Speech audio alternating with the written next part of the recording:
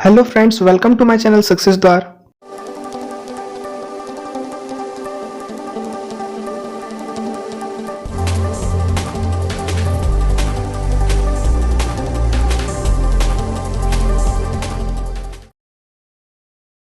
मैं सचिन रवानी एक और इंटरेस्टिंग वीडियो के साथ।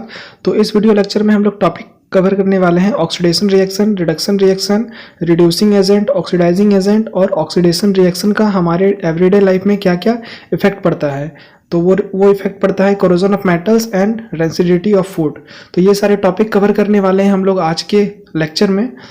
तो आज का लेक्चर स्टार्ट होने से पहले मैं आप लोगों से एक चीज़ पूछना चाहूँगा कि इस वीडियो के बाद ये हमारा जो चैप्टर है केमिकल रिएक्शन एंड इक्वेशन ये कंप्लीट हो जाएगा। तो इसके बाद आप लोगों को फिजिक्स के ऊपर वीडियो चाहिए या तो फिर मैथ्स के ऊपर चाहिए, आप लोग कमेंट करके जल्दी से बताइए, तो उसी के अकॉर्डिंग फिर मैं वीडियो डालूंगा। ठीक है, जल्दी जल्दी कमेंट कीजिए कि आपको किस पे वीडियो चाहिए। चलिए, तो बिना टाइम वेस्ट किए आज का वीडियो स्टार्ट करते हैं। हमारा लास्ट रिएक्शन है ऑक्सीडेशन एंड रिडक्शन। जैसे कि हम लोग 9th में या आप लोग 8th में पढ़े होंगे कि ऑक्सीडेशन और रिडक्शन में क्या होता है, एडिशन और रिमूवल ऑफ हाइड्रोजन और ऑक्सीजन का। तो अब हम लोग बहुत ही अच्छे तरीके से देखेंगे कि ऑक्सीडेशन और रिडक्शन क्या होता है। तो सबसे पहले हम लोग देखते हैं ऑक्सीडेशन क्या होता है। किसी भी रिएक्शन में यदि ऑक्सीजन का एडिशन हो रहा है तो हम लोग मान लेंगे कि ऑक्सीडेशन हो रहा है, या तो फिर हाइड्रोजन का रिमूवल हो रहा है किसी भी सब्सटेंस से तो उसको हम लोग बोलेंगे ऑक्सीडेशन हो रहा है। ये दो चीज होगी। और दो चीज और होता है, या तो वहां से नॉन मेटल का एडिशन होगा और मेटल का रिमूवल होगा। ठीक है, तो हम लोग बोल देंगे कि ऑक्सीडेशन हो रहा है। ये चार कंडीशन जो है कंपलसरी है। चार कंडीशन में से यदि एक कंडीशन भी हो रहा है तो हम लोग बोल देंगे कि वहां पे ऑक्सीडेशन हो रहा है। ठीक है, अब बढ़ते हैं नेक्स्ट रिडक्शन की तरफ। अब जैसे कि ऑक्सीडेशन समझे वैसे ही रिडक्शन उसका ऑपोजिट है कि जब भी किसी भी सब्सटेंस से हाइड्रोजन का एडिशन होगा, सब्सटेंस में जब भी किसी सब्सटेंस में हाइड्रोजन का एडिशन होगा तो हम लोग बोलेंगे रिडक्शन हो रहा है, या तो फिर किसी भी सब्सटेंस से ऑक्सीजन का रिमूवल होगा तो हम लोग बोलेंगे कि रिडक्शन हो रहा है। ओके, और दो चीज आता है कि किसी भी सब्सटेंस में यदि मेटल का एडिशन हो रहा है तो बोलेंगे रिडक्शन हो रहा है, या तो फिर नॉन मेटल का रिमूवल हो रहा है तो हम लोग समझेंगे कि रिडक्शन हो रहा है। रिडक्शन होने के लिए भी ये चार कंडीशन में से यदि एक कंडीशन भी हो रहा है तो हम लोग मान के चलेंगे कि वहां पे रिडक्शन हो रहा है। कोई ना कोई एक कंडीशन फॉलो करना चाहिए ऑक्सीडेशन होने के लिए या तो फिर रिडक्शन होने के लिए, जो ऑक्सीडेशन और रिडक्शन का कंडीशन है। ठीक है, अब ऑक्सीडेशन और रिडक्शन हम लोग समझ गए। अब ऑक्सीडेशन एंड रिडक्शन होने के लिए कुछ एजेंट का जरूरत पड़ता है। तो जिस एजेंट से हमारा ऑक्सीडेशन होता है उसको हम लोग बोलते हैं ऑक्सीडाइजिंग एजेंट, और जिस एजेंट के थ्रू से हमारा रिडक्शन होता है उसको बोलते हैं रिड्यूसिंग एजेंट। तो हम लोग ऑक्सीडाइजिंग एजेंट और रिड्यूसिंग एजेंट के बारे में पढ़ेंगे। तो सबसे पहले देखते हैं ऑक्सीडाइजिंग एजेंट क्या होता है। तो ऑक्सीडाइजिंग एजेंट जो सब्सटेंस ऑक्सीजन देता है ऑक्सीडेशन होने के लिए उसको हम लोग बोलेंगे ऑक्सीडाइजिंग एजेंट। ठीक है, और वैसा सब्सटेंस जो हाइड्रोजन को रिमूव करता है उसको बोलेंगे ऑक्सीडाइजिंग एजेंट। ठीक है, ऑक्सीडाइजिंग एजेंट हम लोग समझ गए। अब देखते हैं रिड्यूसिंग एजेंट क्या होता है। जो सब्सटेंस हाइड्रोजन को देता है रिडक्शन होने के लिए उसको बोलेंगे रिड्यूसिंग एजेंट, और जो सब्सटेंस ऑक्सीजन को रिमूव करता है उसको बोलेंगे रिड्यूसिंग एजेंट। ये दो चीज हो गया रिड्यूसिंग के लिए और ऑक्सीडेशन होने के लिए। ठीक है, तो उसको बोलेंगे ऑक्सीडाइजिंग एजेंट और रिड्यूसिंग एजेंट। समझ गए ऑक्सीडाइजिंग एजेंट और रिड्यूसिंग एजेंट क्या होता है। अब हम लोग एक एग्जांपल लेंगे और उसके थ्रू से समझेंगे कि कहां पे ऑक्सीडेशन हो रहा है, कहां पे रिडक्शन हो रहा है, और किसको बोलेंगे ऑक्सीडाइजिंग एजेंट और किसको बोलेंगे रिड्यूसिंग एजेंट। और एक चीज, जहां पे जिस रिएक्शन में हमारा ऑक्सीडेशन और रिडक्शन दोनों हो रहा है उस तरह के रिएक्शन को हम लोग बोलेंगे रिडॉक्स रिएक्शन। और रिडॉक्स में यहाँ पे रेड जो है वो रिडक्शन के लिए है और OX जो है वो ऑक्सीडेशन के लिए है। ठीक है, तो हम लोग एग्जांपल के थ्रू से समझते हैं सब कुछ। ठीक है, चलिए अब यहाँ पे हमारे पास एक रिएक्शन है, कॉपर ऑक्साइड को रिएक्ट कराएंगे हाइड्रोजन गैस के साथ तो हमारा मिलेगा कॉपर प्लस वाटर। ठीक है, अब इसमें हम लोग देखेंगे कहाँ पे ऑक्सीडेशन हो रहा है, कहाँ पे रिडक्शन हो रहा है, कौन सा ऑक्सीडाइजिंग एजेंट है और कौन सा रिड्यूसिंग एजेंट है। तो हम लोग को डेफिनेशन क्लियर है, तो उसके थ्रू से हम लोग बहुत ही आसान तरीके से हम लोग पता कर सकते हैं। ठीक है, जैसे कि हम लोग यहाँ पे देख रहे हैं क्या, कॉपर ऑक्साइड क्या हो गया, कॉपर बन गया, यानी कि यहाँ पे क्या हो रहा है ऑक्सीजन का रिमूवल हो रहा है तो हम लोग जानते हैं कि जब भी मेरा ऑक्सीजन का रिमूवल होता है तो उसको हम लोग क्या बोलते हैं, रिडक्शन। जब भी रिमूवल होगा ऑक्सीजन का उसको क्या बोलेंगे, रिडक्शन। तो ये हो जाएगा हमारा रिडक्शन। ठीक है, अब यहाँ पे देखते हैं क्या, जिसमें अब हो गया रिडक्शन हो गया। अब यहाँ पे देख रहे हैं कि H2 क्या हो गया, O हो गया, H2O हो गया। यानी कि यहाँ पे क्या है कि ऑक्सीजन का एडिशन हो रहा है। यानी कि जब भी मेरा ऑक्सीजन का एडिशन होता है तो हम लोग उसको क्या बोलते हैं, ऑक्सीडेशन। क्या होता है, ऑक्सीडेशन। तो with the help of definition हम लोग देख सकते हैं कि यहाँ पे कितना आसान तरीके से हम लोग पता कर लिए कि कौन सा रिडक्शन है और कौन सा मेरा ऑक्सीडेशन है। ठीक है, यदि हम लोग को डेफिनेशन क्लियर है उसके थ्रू से हम लोग बहुत कुछ बना सकते हैं। तो अब हम लोग यहाँ पे देखेंगे कि कौन सा ऑक्सीडाइजिंग एजेंट है और कौन सा रिड्यूसिंग एजेंट है। तो जैसे कि हम बोले थे कि जो मेरा ऑक्सीडाइज हो जाएगा, जो मेरा क्या हो जाएगा, ऑक्सीडाइज हो जाएगा, उसको बोलेंगे रिड्यूसिंग एजेंट। ठीक है, यानी कि यहाँ पे क्या हो रहा है, ये हो गया ऑक्सीडाइज हो गया, तो ये क्या हो जाएगा, मेरा रिड्यूसिंग एजेंट हो जाएगा। ये जो ऑक्सीडाइज हो जाएगा उसको क्या बोलेंगे, रिड्यूसिंग एजेंट। तो हमारा यहाँ पे रिड्यूसिंग एजेंट क्या हो जाएगा, H2। और जो मेरा रिड्यूस हो जाएगा, यानी कि यहाँ पे रिड्यूस हो गया है, उसको बोल देंगे ऑक्सीडाइजिंग एजेंट, यानी कि CuO हो जाएगा यहाँ पे क्या, मेरा ऑक्सीडाइजिंग एजेंट। ठीक है, अब वहां पे एग्जांपल के थ्रू से हम लोग समझे थे, डेफिनेशन जैसे देखे थे, जहां पे हाइड्रोजन का रिमूवल हो रहा है, तो यहाँ पे हाइड्रोजन तो है नहीं, तो उसको हम लोग नहीं लेके चलेंगे। दूसरा क्या था, जो सब्सटेंस ऑक्सीजन देता है ऑक्सीडेशन होने के लिए, उसको बोलेंगे ऑक्सीडेशन। तो यहाँ पे क्या हो रहा है, ऑक्सीजन देता है, ये क्या कर रहा है, ऑक्सीजन दे रहा है, किसी न किसी को ऑक्सीजन देगा, तो ये क्या हो जाएगा, मेरा ऑक्सीडाइजिंग एजेंट। ठीक है, तो इसके थ्रू से हम लोग ऑक्सीडाइजिंग एजेंट और रिड्यूसिंग एजेंट को समझ सकते हैं। एक और एग्जांपल के थ्रू से देखते हैं हम लोग ऑक्सीडेशन क्या होता है, रिडक्शन क्या होता है, ऑक्सीडाइजिंग एजेंट को कैसे पहचानेंगे और रिड्यूसिंग एजेंट को कैसे पहचानेंगे। दूसरा एग्जांपल है हमारे पास, H2S plus Cl2 gives us S plus HCl। ठीक है, अब हम लोग यहाँ पे देखेंगे कि ऑक्सीडेशन रिडक्शन क्या हो रहा है, कौन सा ऑक्सीडाइजिंग एजेंट है और कौन सा रिड्यूसिंग एजेंट है। तो यहाँ पे हम लोग देखते हैं कि H2S क्या हो गया, S में बन गया, यानी कि यहाँ से क्या हो गया, हाइड्रोजन का रिमूवल हो गया। और जब भी हाइड्रोजन का रिमूवल होता है तो उसको हम लोग क्या बोलते हैं, ऑक्सीडेशन। तो यहाँ पे लिख देंगे ऑक्सीडेशन। ठीक है, और क्या होता है, अब हम लोग यहाँ पे देख रहे हैं कि Cl2 क्या हो गया, HCl बन गया, यानी कि यहाँ पे क्या हो रहा है, एडिशन ऑफ हाइड्रोजन। और हम लोग जानते हैं कि जब भी हाइड्रोजन का एडिशन होता है तो उसको हम लोग बोलते हैं रिडक्शन। ठीक है, अब यहाँ पे पहचानेंगे कि ऑक्सीडाइजिंग एजेंट क्या है और रिड्यूसिंग एजेंट क्या है। तो हम लोग क्या बोले थे, पिछले में क्या देखेंगे कि जो मेरा रिड्यूस हो गया, जो रिड्यूस हो गया उसको क्या बोलेंगे, ऑक्सीडाइजिंग एजेंट। तो यहाँ पे हम लोग देखते हैं कि ये क्या हो गया, ये मेरा रिड्यूस हो गया, रिड्यूस हो गया, तो ये क्या हो जाएगा, मेरा ऑक्सीडाइजिंग एजेंट। Cl2 रिड्यूस होके क्या बन गया, HCl बन गया। तो जो रिड्यूस होगा उसको बोलेंगे ऑक्सीडाइजिंग एजेंट। तो यहाँ पे रिड्यूस क्या हो रहा है, मेरा Cl2 हो रहा है, तो ये क्या हो जाएगा, मेरा ऑक्सीडाइजिंग एजेंट। ठीक है, अब रिड्यूसिंग एजेंट क्या होता है, जो ऑक्सीडाइज होता है, जो सब्सटेंस ऑक्सीडाइज होता है उसको हम लोग बोलेंगे रिड्यूसिंग एजेंट। तो यहाँ पे क्या देख रहे हैं कि H2S ऑक्सीडाइज होके क्या बन रहा है, सल्फर बन रहा है, तो मेरा H2S बन जाएगा रिड्यूसिंग एजेंट।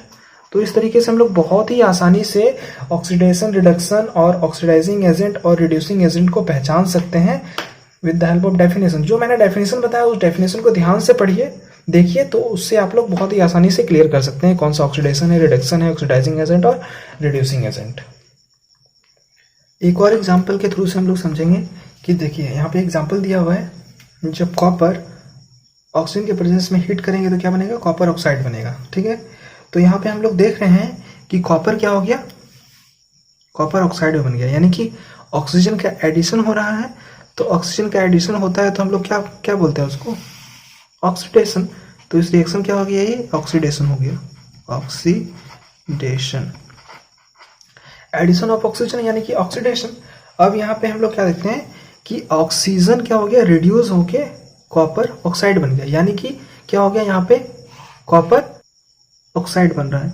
ऑक्सीजन से क्या बन रहा है, मेरा कॉपर ऑक्साइड बन रहा है, यानी कि ऑक्सीजन में क्या ऐड हो रहा है, कॉपर। और कॉपर क्या है, मेरा मेटल। तो हम लोग जानते हैं कि मेटल का जब एडिशन होता है तो उसको क्या बोलते हैं, रिडक्शन। ठीक है, तो हम लोग जान गए कि यहाँ पे भी समझ गए हम लोग ऑक्सीडेशन और ये रिडक्शन। ठीक है, अब जानना है ऑक्सीडाइजिंग एजेंट क्या है और रिड्यूसिंग एजेंट क्या है। अब यहाँ पे क्या हो रहा है, कॉपर क्या हो रहा है, ऑक्सीडाइज होके कॉपर ऑक्साइड बन रहा है, तो क्या हो जाएगा, कॉपर हो जाएगा मेरा रिड्यूसिंग एजेंट, ये हो जाएगा मेरा रिड्यूसिंग एजेंट, रिड्यूसिंग एजेंट। और ऑक्सीजन रिड्यूस होकर क्या बन रहा है मेरा, कॉपर ऑक्साइड बन रहा है, तो ये हो जाएगा हमारा ऑक्सीडाइजिंग एजेंट। तो कितनी आसान तरीके से हम लोग समझ गए कि कौन सा रिडक्शन है, कौन सा ऑक्सीडेशन है, कौन सा रिड्यूसिंग एजेंट है और कौन ऑक्सीडाइजिंग एजेंट है। ठीक है, चलिए इस चैप्टर का हमारा लास्ट टॉपिक है effects of oxidation reactions in everyday life, कि ऑक्सीडेशन रिएक्शन का हमारे एवरीडे लाइफ में क्या क्या इफेक्ट आता है। तो इस चैप्टर का ये लास्ट टॉपिक है और होपफुली कि इस टॉपिक के बाद हमारा ये चैप्टर कंप्लीट हो जाएगा। तो चैप्टर कंप्लीट होने से पहले मैं आप लोगों से एक चीज़ पूछना चाहूँगा कि केमिस्ट्री खत्म होने के बाद आपको मैथ्स पढ़ना है या फिर फिजिक्स पढ़ना है, जल्दी जल्दी कमेंट करके बताइए। तो जो ज़्यादा कमेंट में आएगा मैं उसी को प्रोसीड करूँगा आगे कि फिजिक्स करना है या तो फिर मैथ्स करना है। ठीक है, तो चलिए इसको टॉपिक को ख़त्म करते हैं और इस चैप्टर को भी ख़त्म करते हैं। तो जनरली ऑक्सीडेशन रिएक्शन का हमारे एवरीडे लाइफ में दो इफेक्ट आता है। ठीक है, पहला इफेक्ट आता है मेटल पे और दूसरा इफेक्ट आता है फूड पे। तो जो मेटल पे मेरा इफेक्ट आता है उसको हम लोग जनरली बोलते हैं कोरोजन ऑफ मेटल, और फूड पे जो ऑक्सीडेशन रिएक्शन के कारण इफेक्ट आता है उसको हम लोग बोलते हैं रेंसिडिटी ऑफ फूड। ठीक है, तो जनरली इस टॉपिक के अंदर हम लोगों को दो चीज पढ़ना है, जैसे कि पहले बोले हम, पहला कोरोजन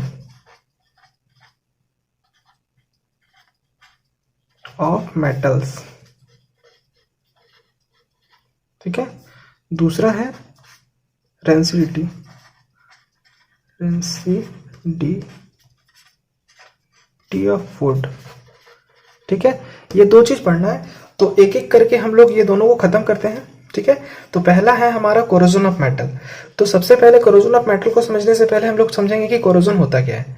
ठीक है, तो कोरोजन एक ऐसा प्रोसेस है जिसके थ्रू से क्या होता है, मेटल धीरे धीरे क्या होता है, खराब होता है by the action of moisture and air, और बोल ले केमिकल के कारण, या तो फिर मॉइस्चर के कारण और एयर के कारण क्या होता है, मेरा जो मेटल है वो धीरे धीरे क्या होता है, खराब होना स्टार्ट हो जाता है।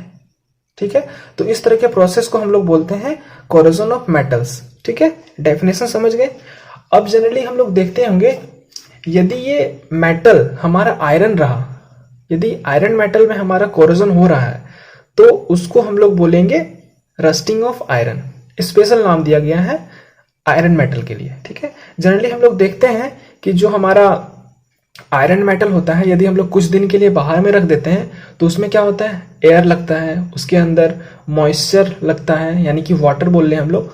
तो हम लोग कुछ दिन के बाद देखते हैं कि उसके अंदर एक ब्राउन कलर का लेयर जम जाता है उसके सरफेस के ऊपर, तो उसी को बोलते हैं हम लोग रस्टिंग ऑफ आयरन।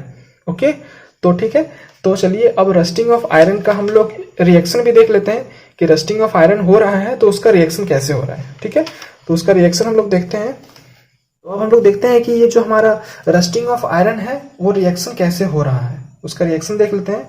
तो जनरली हमारा आयरन मेटल है, आयरन मेटल के बारे में देख रहे हैं, रस्टिंग मेरा होता है आयरन मेटल में, तो आयरन लिख दिए। अब जैसे कि पहले मैंने बताया आयरन को किस में रखेंगे, बाहर में कि एटमॉस्फेयर में रखेंगे, तो वो क्या होगा, वहां पे ऑक्सीजन होगा, तो O2 लिख दिए। ठीक है, अब मॉइस्चर में क्या कंटेंट होता है, वाटर, तो वाटर लिख दिए H2O। ठीक है, अब मॉइस्चर में मेरा कितना वाटर है उसको पता नहीं है कितना वाटर मॉलिक्यूल है, तो जनरली हम लोग X लिख देते हैं। ठीक है, यानी कि X वाटर मॉलिक्यूल उसमें मेरा है। अब जब ये रिएक्ट करेगा तो वो जनरली हमारा बनता है एक आयरन ऑक्साइड बनता है। ठीक है, आयरन ऑक्साइड बनता है Fe2O3। आयरन ऑक्साइड के साथ साथ मेरा इसमें क्या होता है, X वाटर मॉलिक्यूल जुड़ जाता है। अब ये X मैंने इसलिए लिखा है क्योंकि ये डिपेंड करता है कि कैसा कंडीशन है, उसके हिसाब से इसमें वाटर मॉलिक्यूल मेरा जुड़ता है आयरन ऑक्साइड के साथ। ठीक है, इसलिए X लिखा गया, ये कंडीशन पे डिपेंड करता है कितना वाटर मॉलिक्यूल जुटेगा। ठीक है, रिएक्शन को बैलेंस कर लेते हैं। रिएक्शन को बैलेंस करने के लिए हम लोगों को यहाँ पे 2 लगाना पड़ेगा, ठीक है, यहाँ पे 3 लगाना पड़ेगा, और यहाँ पे 4 लगाना पड़ेगा और यहाँ पे भी 2 लगाना पड़ेगा। तो बैलेंसिंग ऑफ इक्वेशन को मैंने बताया हुआ है, यदि आप लोगों को नहीं आता है तो इसी की वीडियो का मैं आई बटन पे डाल दूंगा, आप लोग जाके देख सकते हैं कि इक्वेशन को बैलेंस करने के लिए कैसे सीखते हैं हम लोग। ठीक है, चलिए। तो अब ये जो मेरा प्रोडक्ट बना है इसी को बोलते हैं रस्ट, यही है मेरा क्या, रस्ट। ठीक है, तो इस तरीके से क्या होता है, आयरन मेरा एटमॉस्फेयर में रिएक्ट करके एक प्रोडक्ट बनाता है जिसको बोलते हैं रस्ट, और यही होता है मेरा ब्राउन कलर का एक हल्का सा पतला सा परत जम जाता है आयरन मेटल के ऊपर, उसी को हम लोग बोलते हैं रस्ट। ठीक है, अब जनरली ये जो रस्टिंग ऑफ आयरन होता है इसको हम लोग बोलते हैं रिडॉक्स रिएक्शन। ठीक है, और यदि दूसरे मेटल में होता है तो वो ऑक्सीडेशन हो सकता है, लेकिन जब मेरा आयरन मेटल में मेरा जब कोरोजन होगा तो उसको हम लोग बोलेंगे रस्टिंग ऑफ आयरन, और ये जो रिएक्शन होता है वो होता है मेरा रिडॉक्स रिएक्शन होता है। ठीक है, रिडॉक्स रिएक्शन के बारे में पहले हम लोग जान चुके हैं। ओके, अब जनरली ये जो मेरा क्या होता है, रस्टिंग ऑफ आयरन से बचने के लिए कुछ कुछ मेरा प्रिवेंशन लेना पड़ता है, तो ये टॉपिक है। और रस्टिंग ऑफ आयरन के ऊपर में भी, या तो फिर हम लोग बोल ले कोरोजन ऑफ मेटल के ऊपर भी हम लोगों को एक बहुत ही स्पेशल पढ़ना है, जो कि हम लोगों को चैप्टर 3 में पढ़ना है, मेटल्स एंड नॉन मेटल्स में। तो हम लोग उस पर बहुत अच्छे तरीके से बात करेंगे। जनरली आप एक चीज समझ लीजिए कि रस्टिंग से बचने के लिए यदि हम लोग किसी भी, या तो कोरोजन से बचने के लिए हम लोग यदि किसी भी सरफेस के ऊपर यदि कोई पेंट कोट कर देते हैं, पेंट बोलने का मतलब है कि जनरली बाजार में जो पेंट मिलता है, ऑयल पेंट बोल ले, तो उसको यदि हम लोग लगा देते हैं तो कुछ दिन के लिए हम लोग उस मेटल को रस्ट होने से या कोरोजन होने से बचा सकते हैं। कोरोजन ऑफ मेटल के बाद हम लोग को समझना है कि रेंसिडिटी क्या होता है। तो रेंसिडिटी को समझने से पहले आप एक चीज समझिए कि एरियल ऑक्सीडेशन क्या होता है। ठीक है, ऑक्सीडेशन यदि एयर में प्रेजेंस ऑक्सीजन के कारण से हो रहा है तो उसको हम लोग बोलेंगे एरियल ऑक्सीडेशन। समझ गए? एक बार फिर से सुनिए, यदि ऑक्सीडेशन एयर में प्रेजेंस ऑक्सीजन के कारण से हो रहा है तो उसको हम लोग बोलेंगे एरियल ऑक्सीडेशन। ठीक है, समझ गए? चलिए, अब हम लोग जानते हैं कि रेंसिडिटी क्या होता है। ठीक है, रेंसिडिटी जनरली एक ऐसा कंडीशन होता है जो मेरा खाना में फूड और ऑयल होता है, उसके साथ क्या होता है, एरियल ऑक्सीडेशन रिएक्शन होता है, जिसके कारण से मेरा खाना में जो होता है अनप्लीजेंट स्मेल और अनप्लीजेंट टेस्ट आ जाता है। इसी को हम लोग बोलते हैं रेंसिडिटी। यानी कि हम लोग लोकल लैंग्वेज में बोल ले कि खाना का क्या होना, खट्टापन होना। यदि खाना में खट्टापन आ जा रहा है उसी को हम लोग बोलते हैं रेंसिडिटी। ठीक है, यह ऐसा क्यों होता है? ऐसा इसलिए होता है क्योंकि क्या होता है, हमारा जो खाना में फैट और ऑयल्स होता है वो क्या करता है, ऑक्सीडेशन रिएक्शन होता है। ऑक्सीडेशन रिएक्शन होने के कारण से जो मेरा प्रोडक्ट बनता है उस प्रोडक्ट का स्मेल और टेस्ट क्या होता है, बहुत ही खराब होता है। इसी को हम लोग बोलते हैं रेंसिडिटी। ठीक है, अब रेंसिडिटी से बचने का हमारे पास कुछ कुछ तरीका है, कुछ कुछ वेज है। तो जनरली 5 तरीका से हम लोग क्या कर सकते हैं, रेंसिडिटी को स्लो डाउन कर सकते हैं, या तो फिर उससे बच सकते हैं, या तो हम लोग बोल ले कि खाना को ज्यादा लंबा समय तक हम लोग अच्छा रख सकते हैं। ठीक है, तो हम लोगों का पहला तरीका है, यदि हम लोग खाना में एंटीऑक्सीडेंट डाल देते हैं तो खाना को क्या कर सकते हैं, हम लोग ज्यादा लंबा समय तक अच्छा रख सकते हैं। ठीक है, अब ये एंटीऑक्सीडेंट जो होता है वो रिड्यूसिंग एजेंट होता है। रिड्यूसिंग एजेंट होने के कारण से क्या करता है, खाना को मेरा ऑक्सीडेशन होने से बचाता है। ठीक है, अब खाना में मेरा ऑक्सीडेशन होगा ही नहीं तो खाना क्या होगा, मेरा सेफ हो जाएगा। ठीक है, अब जनरली ये एंटीऑक्सीडेंट, 2 तरह का एंटीऑक्सीडेंट हम लोग खाना में डाल सकते हैं। पहला है BHA, जिसका फुल फॉर्म होता है ब्यूटिलेटेड हाइड्रोक्सी एनिसोल। ठीक है, और दूसरा है BHT, ब्यूटिलेटेड हाइड्रोक्सी टोल्यूइन। ये 2 एंटीऑक्सीडेंट होता है जिसको हम लोग खाना में डाल के क्या कर सकते हैं, खाना को ऑक्सीडेशन होने से प्रिवेंट कर सकते हैं। ठीक है, यानी कि रेंसिडिटी से बचा सकते हैं। ठीक है, अब दूसरा तरीका हमारे पास है, यदि खाना को हम लोग एयर टाइट पैकेट में रख देते हैं, यानी कि यदि एक ऐसा कंटेनर जिसमें हमारा एयर पास नहीं हो रहा है, यदि वैसा कंटेनर में हम लोग खाना को रख देते हैं तो क्या हो सकता है, हम लोग खाना को रेसिडिटी होने से बचा सकते हैं। ऐसा इसलिए होता है क्योंकि यदि हमारे खाना में एयर जाएगा ही नहीं, यानी कि उसमें मॉइस्चर जाएगा ही नहीं, तो क्या करेगा, उसमें ऑक्सीडेशन रिएक्शन होने से बच जाएगा, तो खाना मेरा क्या हो जाएगा, ऑक्सीडेशन होने से बच जाएगा, तो रेंसिडिटी भी नहीं होगा। अब तीसरा तरीका है हमारा कि खाना को यदि हम लोग एक नाइट्रोजन गैस के साथ पैक करते हैं तो क्या हो सकता है, हमारा वो प्रिवेंट हो सकता है। कैसे प्रिवेंट होगा कि नाइट्रोजन गैस जो होता है वो अनरिएक्टिव गैस होता है, वो किसी दूसरे चीज से रिएक्ट नहीं करता है। जिसके कारण से क्या होगा, मेरा ऑक्सीडेशन रिएक्शन होगा ही नहीं, तो मेरा खाना बच गया। इसीलिए जो मार्केट में चिप्स का पैकेट मिलता है उसके अंदर नाइट्रोजन गैस डाला जाता है, इसीलिए हमारा वो जो चिप्स है वो ज़्यादा दिन तक सर्वाइव कर पाता है मार्केट में। ठीक है, अब मेरा 3 तरीका हो गया। चौथा तरीका होता है यदि हम लोग खाना को रेफ्रिजरेटर में रख देते हैं तो भी हम लोग खाना को रेसिडिटी होने से बचा सकते हैं। ऐसा इसलिए होता है क्योंकि रेफ्रिजरेटर में मेरा बहुत ही ज़्यादा लो टेम्परेचर होता है और लो टेम्परेचर में ऑक्सीडेशन रिएक्शन क्या होता है, मेरा बहुत ही ज़्यादा स्लो डाउन हो जाता है। इसीलिए फ्रीजर में क्या होता है, हमारा रेफ्रिजरेटर में खाना मेरा लंबा समय तक अच्छा रहता है। 5वां तरीका है यदि हम लोग खाना को लाइट से दूर रख देते हैं तो भी हमारा रेसिडिटी होने से हम लोग उसको क्या कर सकते हैं, बचा सकते हैं।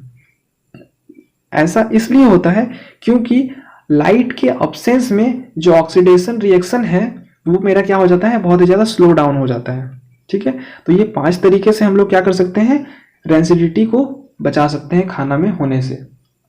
ठीक है, तो इसी के साथ ये हमारा पूरा चैप्टर खत्म होता है और पूरा मैंने एनसीईआरटी कवर कर लिया है। एनसीईआरटी का एक भी टॉपिक नहीं छूटा है। यदि आप लोगों को लगता है कि एक भी टॉपिक छूटा है तो कमेंट कीजिए और वो टॉपिक का नाम लिखिए, मैं उस टॉपिक को फिर से बता दूंगा। लेकिन ऐसा नहीं लगता है कि मुझे कि कोई भी टॉपिक छूटा है। ठीक है, और एनसीईआरटी का क्वेश्चन भी मैं आप लोगों को इसके साथ शेयर कर दूंगा, इस वीडियो के साथ कुछ इंपॉर्टेंट क्वेश्चंस। ठीक है, और आप लोग बैठ के क्या कीजिए, एक काम कीजिए, एनसीईआरटी के जितने भी क्वेश्चंस है, चाहे वो एग्जाम्पल के हो चाहे वो एक्सरसाइज के हो, वो बैठ के सॉल्व कर लीजिए।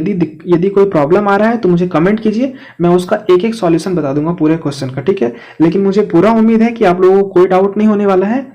यदि आप लोगों ने पूरा सीरीज देखा है इसका केमिकल रिएक्शन एंड इक्वेशन का, तो आप लोग सारे एनसीईआरटी के क्वेश्चन को आराम से सॉल्व कर सकते हैं। ठीक है, यदि आपके पास एनसीईआरटी का बुक नहीं है तो इसके लिए भी मैंने एक वीडियो बनाया हुआ है कि एनसीईआरटी का बुक आप लोग कैसे डाउनलोड कर सकते हैं एनसीईआरटी के ऑफिशियल वेबसाइट से। तो मैं इसी के वीडियो के आई बटन पर डाल दूंगा, आप लोग वहां से जाके देख लीजिए और एनसीईआरटी बुक को डाउनलोड कर लीजिए, उसके बाद सारे क्वेश्चंस को सॉल्व कर लीजिए। Very very thank you. जल्दी इसी के साथ चैनल को लाइक कीजिए, चैनल को सब्सक्राइब कीजिए और बेल आइकन को प्रेस कर दीजिए।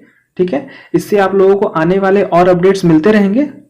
ओके, तो और चलिए मैं आप लोगों से एक चीज और पूछना चाहूंगा कि केमिस्ट्री खत्म हो गया है तो अब आप लोगों को फिजिक्स में लेक्चर चाहिए या तो फिर मैथ्स में चाहिए, ये मुझे कमेंट करके बताइए। इसके बाद ही मैं वीडियो डालूंगा कि आप लोगों में किस में ज़्यादा इंटरेस्ट है, फिजिक्स में है या तो फिर मैथ्स में है। तब तक के लिए thank you, stay tuned with us.